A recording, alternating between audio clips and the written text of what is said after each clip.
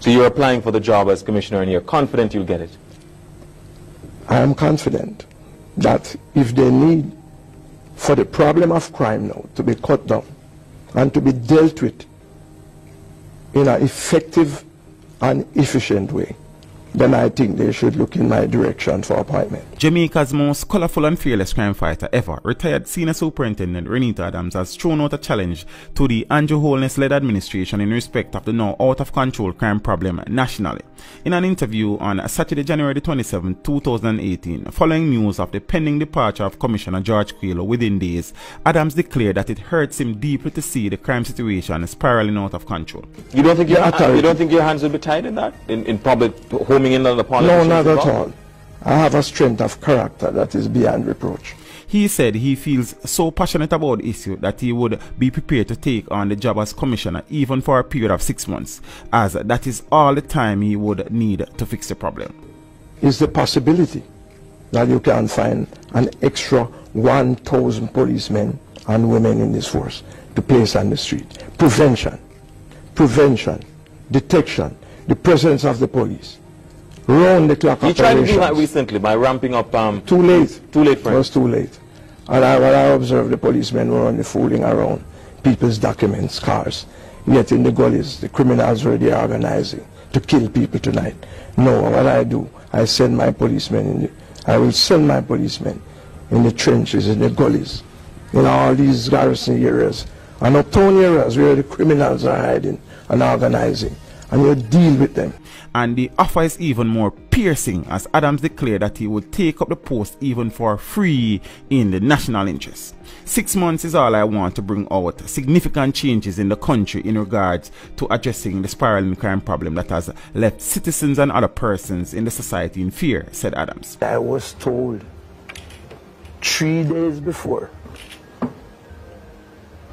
that St. James, that location, would have been where the first, what you call it, would have been launched. And I wasn't told by an official. It was ordinary persons. So based on that presumption, and based on that experience, other criminal elements already would have been told, and they would have gone, they would have left with their guns. Those who were wanted would have left long ago. If I am given an opportunity, I don't even think I would even work for pay. I just have a passion to make sure that decent, law-abiding citizens can go about their business in peace, with the exclusion of any criminal interference, Adams said. He said that the Jamaica Constabulary Force is presently without a leader who can motivate its members, command the respect of the wider Jamaica, and drive fear into the criminal networks. Interestingly, Adams previously described Commissioner Quayle as a good gentleman whose personality, he said, was however more suited for a senior position in the church.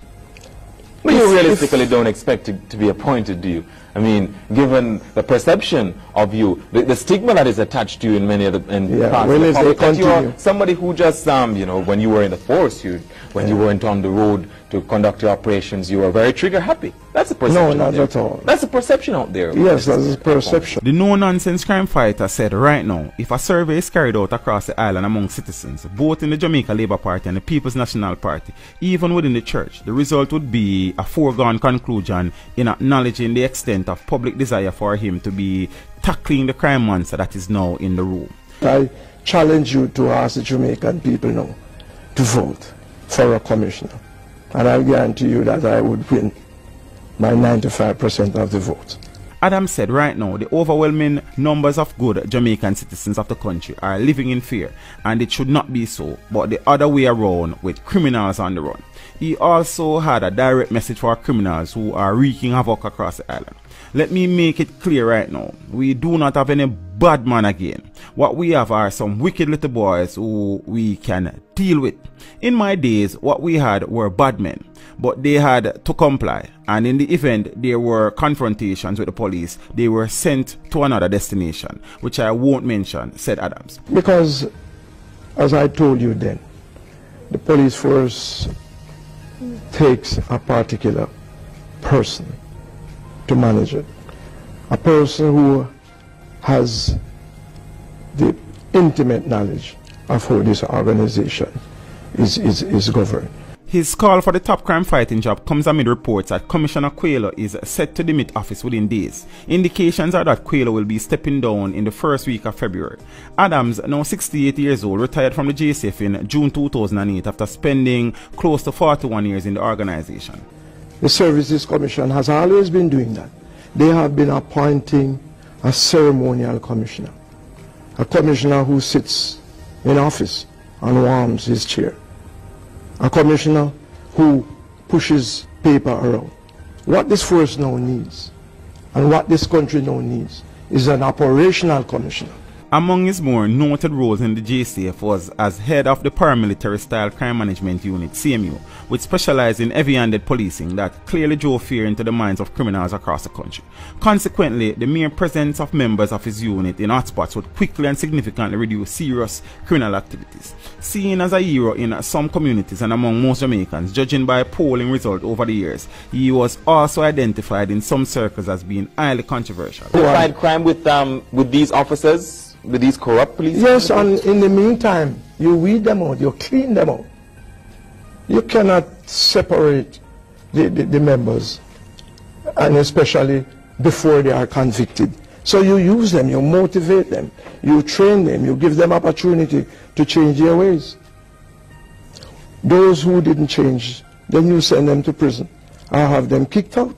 For example, he was associated with bloody, violent incidents such as the shootout between police and gunmen that left 27 people dead in West Kingston in July 2001, the killing of 7 young men at a house in Brayton, St. Catherine 4 months before, and the deaths of 4 people in a house at Crawley District, Clarendon 2 years later.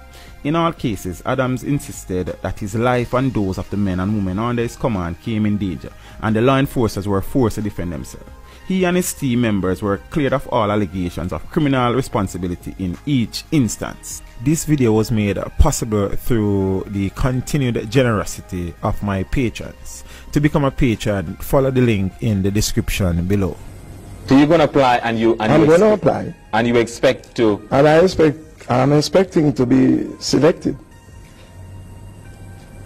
What would you bring to the what I would bring to the force, I would unite the force. All the elements of the force. 2, I would be the first commissioner of police, at last, to be an operational police commissioner, who would and will go out there and start a massive operational campaign throughout this country, making sure that criminal elements were kept at bay, to the extent and the objective would be to make sure the Prime Minister, who is having a headache now with crime, goes to his bed sleeping happily.